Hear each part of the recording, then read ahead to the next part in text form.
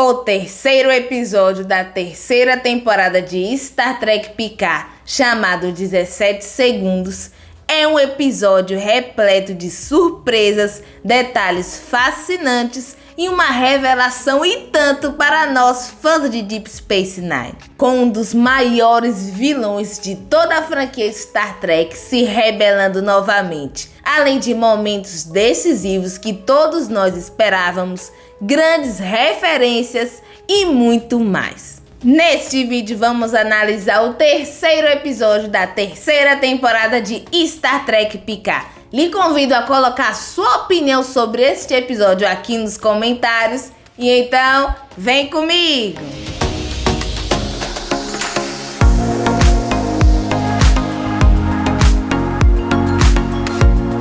Primeiramente, uma coisa que eu esqueci de mencionar na análise do episódio passado é que na maravilhosa abertura com o nome Star Trek é possível ver a Shrike, a nave de Vadic, e também a nave em questão, aquela principal da Federação, é a Titã do Capitão Shaw.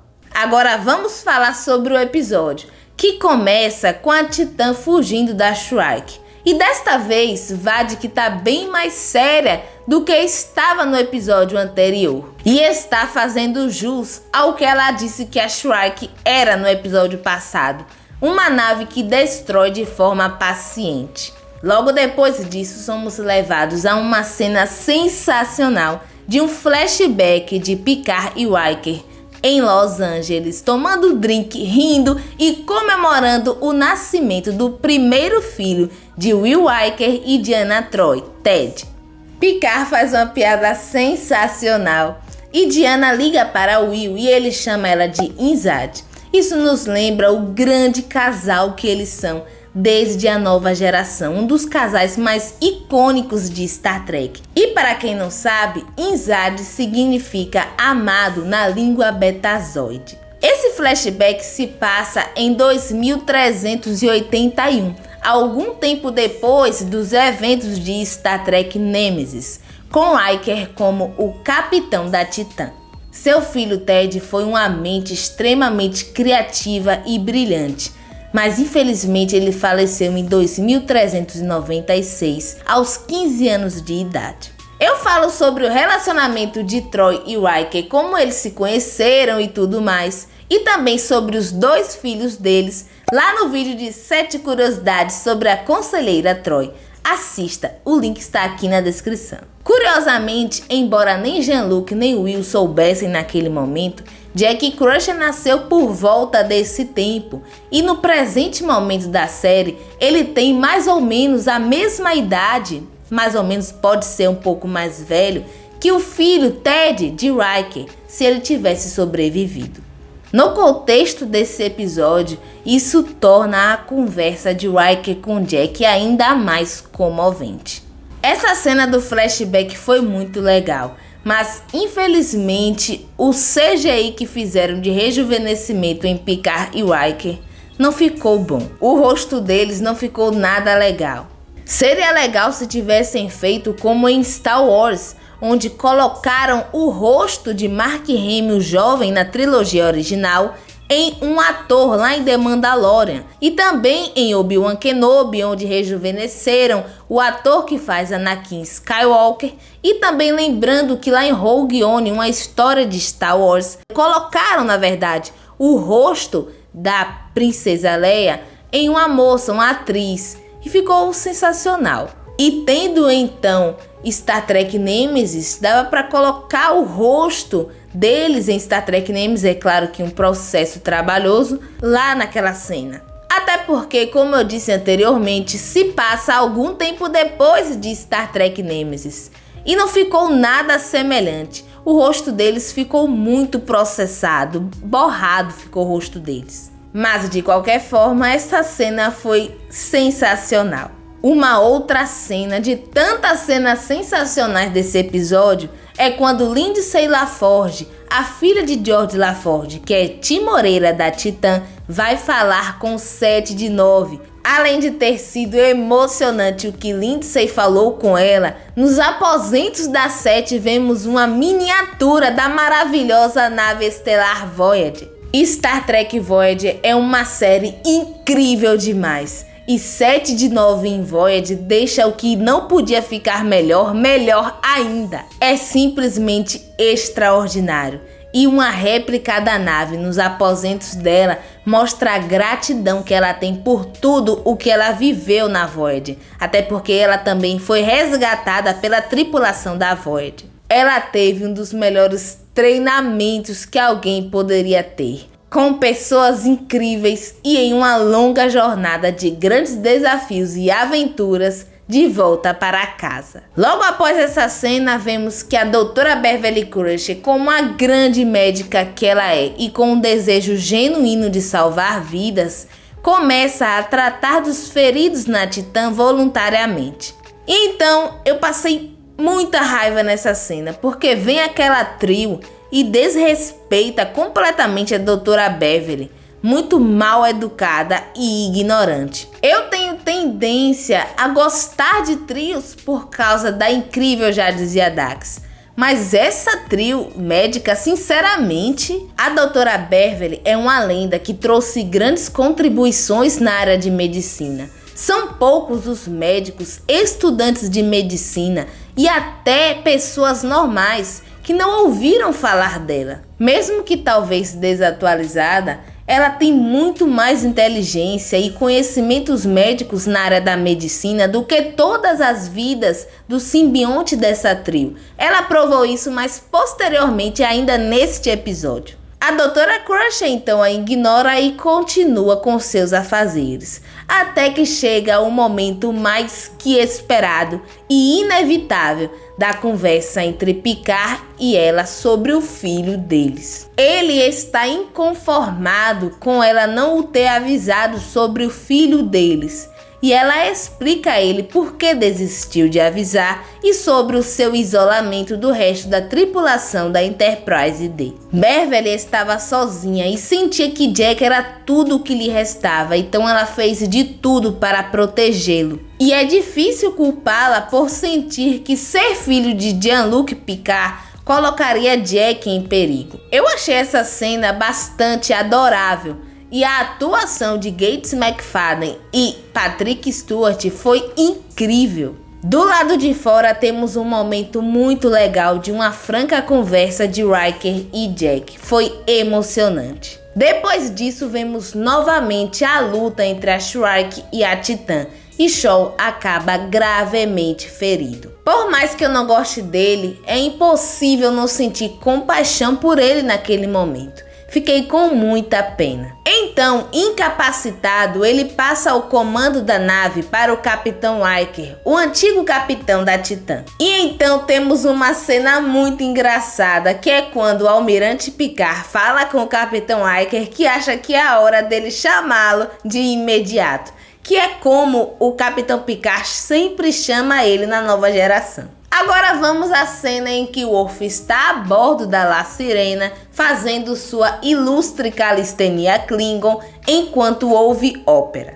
Aqui está o nome dessa música e é a mesma que o Capitão Picard está ouvindo quando Riker entra na sala dele em Star Trek Primeiro Contato. E então, quando ele se apresenta para Raf, ele lista boa parte da história dele que soubemos lá na Nova Geração e também em Deep Space Nine. Vamos analisar as características citadas por ele. Filho de Mog. Essa todo mundo sabe se refere ao Klingon pai biológico de Worf. Casa de Martok.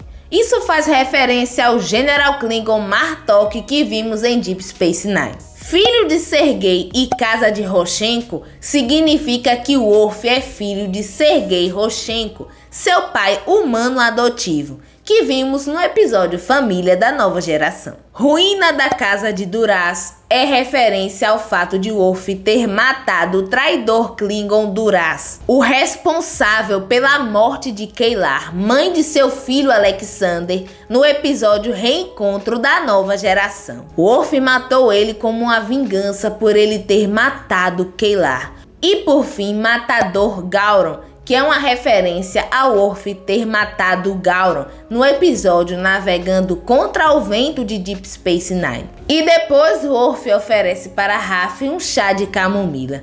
E sério isso? Para mim isso não tem nada a ver com o personagem. Na nova geração vimos Worf tomando um chá Klingon mortífero para humanos, junto com a doutora Pulaski, que tomou o antídoto antes. E então ele aparece em Picard bebendo chá. Até aí tudo bem, mas de camomila?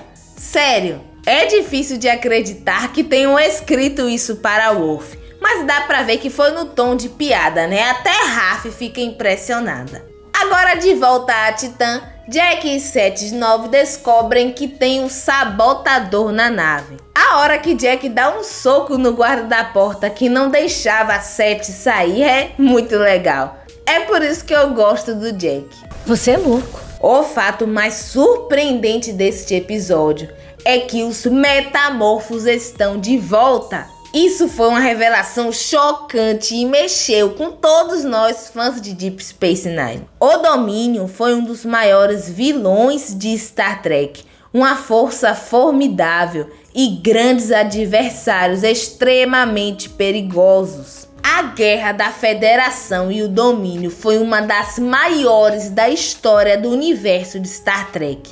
E depois de seu fim, faz sentido que haja pessoas lá muito poderosas e irritadas, que não ficaram particularmente felizes em perder a guerra e têm outros planos nefastos em mente para a Federação. Essa guerra é retratada em Deep Space Nine e é realmente incrível. Worf descobre outro metamorfo e pergunta quanto tempo faz que ele está longe do Grande Elo.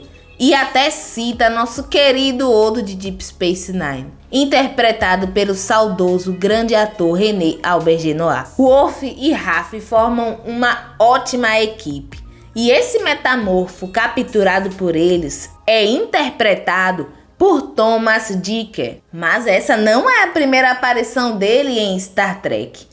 Como um ator mirim, ele interpretou Thomas Picard, um dos filhos de Picard no Nexus, no filme Star Trek Generations, e também um dos filhos do Lorde, na holonovela gótica da Capitã Janeway. Neste terceiro episódio, soubemos que o ataque ao centro de recrutamento da Frota Estelar foi apenas uma distração do roubo de algo muito maior do Instituto Daystrom. Além da tecnologia de portal que Vadic que usa contra a Titã, que também foi roubada da Daystrom.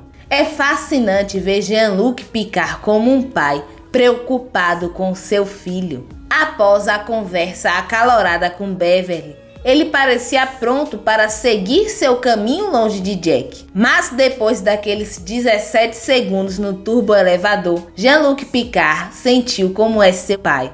Assim como o Riker conta naquele flashback lá no início do episódio. Agora vamos para a cena final em que ocorre aquela discussão entre Riker e Picard sobre atacar ou fugir. Picard vê que não dá para fugir, que a única alternativa é atacar ou morrer. Will Riker escolhe fazer isso e quando não dá certo ele culpa Picard e o expulsa da ponte. Essa cena, sério, não tem nada a ver. Um dos princípios de Gene Roddenberry, o criador de Star Trek para a nova geração, era que o conflito tinha que ser externo. A tripulação não deve lutar entre si. Qualquer tensão tem que vir de fora da nave. E essa luta entre eles vai contra os princípios de Gene Roddenberry. Ah, mas eles são humanos. Sim, mas na academia da frota eles recebem treinamento emocional e psicológico para tudo isso. Quanto a Will e Jean-Luc, isso é algo que nunca vimos acontecer na nova geração. Uma discussão ou outra, uma divergência de opinião. Mas o que aconteceu ali? Se eles não faziam algo assim na nova geração quando eram mais novos, imagine agora que estão mais maduros. Isso é algo que não deveria ter acontecido. Cadê o respeito e consideração de Will por Picard, seu capitão por tantos anos? E de qualquer forma, a decisão de atacar foi de Riker, foi do capitão. E o capitão é responsável por todas as suas decisões. Voltemos à nova geração. Imagine se Will dá uma sugestão e Picard resolve colocar em prática essa sugestão de Rio e quando dá errado, Picard fala: sai daqui imediato, saia da ponte, você é o culpado.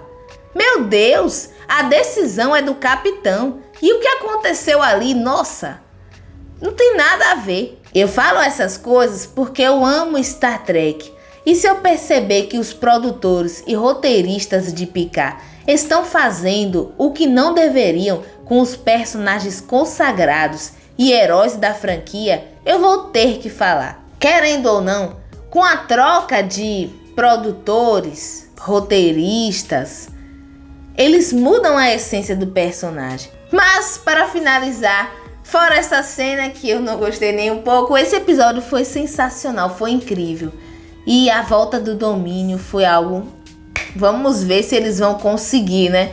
Se eles vão conseguir trabalhar no domínio, que é muito complexo. Então, pessoal, esse foi o vídeo. Compartilhe com os seus amigos. E não esquece de deixar o seu like, se inscrever aqui no canal e clicar no sininho para não perder nenhuma notificação de vídeos novos. Tchau! E até o próximo vídeo. Vida longa e próspera, Treks!